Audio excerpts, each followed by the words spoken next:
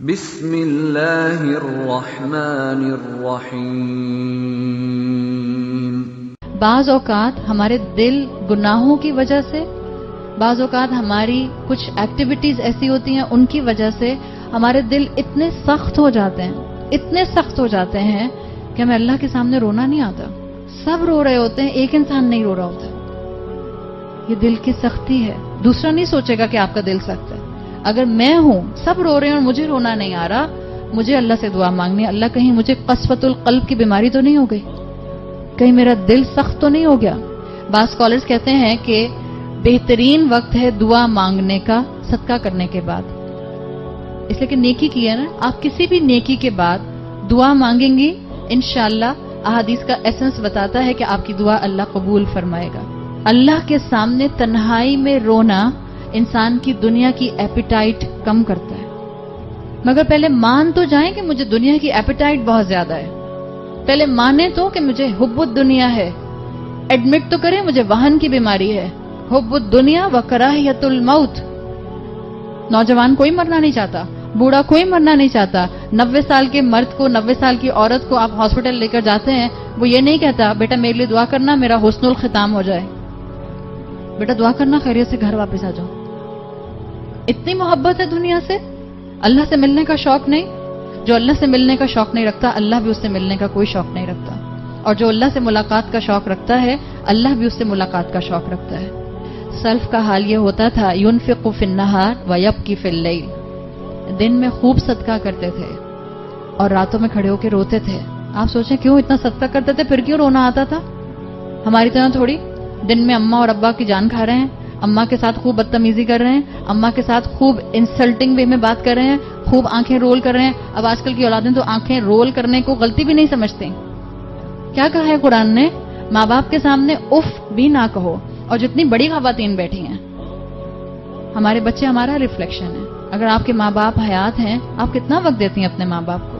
اللہ نہ کرے کہ یہاں کوئی ایسی عورت بیٹھی ہو جو اپنے ماں باپ کو ہاتھ پکڑ کے اولڈ ہوم میں چھوڑ کر آئی ہو۔ ہم کتنا وقت دیتے ہیں؟ ہم کتنا ماں سے فون کر کے ایک 30 سیکنڈ کی کال، 1 منٹ کی کال کرنے میں کیا دیر لگتی ہے؟ چاہے آپ شادی شدہ ہیں، چاہے آپ کے پاس سسرال کی ذمہ داری ہے۔ یہ وہ ماں ہے جس کی دعا بھی ایکسپٹڈ اور جس کی بد دعا بھی ایکسپٹڈ۔ ماں کی دعا سے ایک ان نون انسان کو موسیٰ علیہ السلام کا کلوز کمپینین بننے کی توفیق مل گئی۔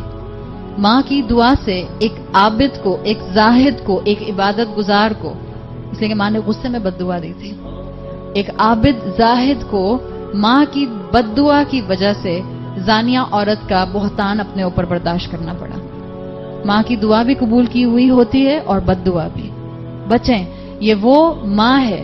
رونا نہیں آتا نا، جب ماں کے سامنے رونا نہیں آئے گا تو اللہ کے سامنے رونا کیسے آئے گا؟ ہم بچے اپنی غلطیوں کو اپنی ماں کے سامنے ایڈمٹ نہیں کر پاتے۔ کریں ایڈمٹ، وہ ماں ہے۔ ماں باپ کا حق کوئی ادا نہیں کر سکتا۔ جب بھی قرآن میں اللہ نے کہا ہے وَبِالْوَالِدَيْنِ إِحْسَانًا، یہ نہیں کہا ان کا شکر کرو، کہا ہے ان کے ساتھ احسان کرو۔ whatever you will do your best۔ ان کی طرف دیکھو تو بہترین طریقے سے، ماتھے پہ بل ڈال کے مت دیکھو۔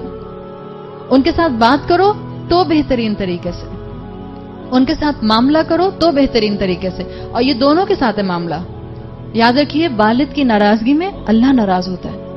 ماں کا اخلاقی حق زیادہ ہے، باپ کا قانونی حق زیادہ ہے۔ دونوں کا ادب اور احترام کرنا ہے۔ مگر جو انسان دن بھر میں اس طرح کے کام کرے، ماں باپ کی نافرمانی کرے، وہ رات میں کھڑا ہو کر اللہ کے سامنے رو نہیں سکتا۔ دس از دا اپوزٹ آف اے مومن۔ مومن دن میں نیکیاں کرتے تھے اور راتوں میں رویا کرتے تھے۔ نیکی کرنے کے بعد ان کو رونا آتا تھا، ہمیں تو گناہ کرنے کے بعد رونا نہیں آتا۔ ہمارے دل اتنے سخت ہو گئے، ہم روڈلی بات کرتے ہیں ایک دوسرے کے ساتھ، ہم روڈلی بات کرتے ہیں ماں باپ کے ساتھ، اور ہمیں یہ احساس نہیں ہوتا کہ اللہ نے قرآن میں اپنے بعد جس کا حق رکھا ہے وہ ماں باپ ہیں۔ اللہ نے کہا کہ میرے ساتھ شرک نہ کرنا اور والدین کے ساتھ احسان کرنا۔ جس کے ماں باپ حیات ہیں اس کی زندگی میں جنت کا دروازہ ابھی ایک کھلا ہوا ہے۔ ٹیک دا بیسٹ اپرچونٹی۔ مت ماں باپ کو پریشان کر کے ان کی زبانوں کو کسی بد دعا کی طرف ڈائریکٹ کیجیے۔ اللہ تعالیٰ دن میں بھی نیکیاں کرنے والا بنائے اور راتوں میں معافی مانگنے والا بنائے۔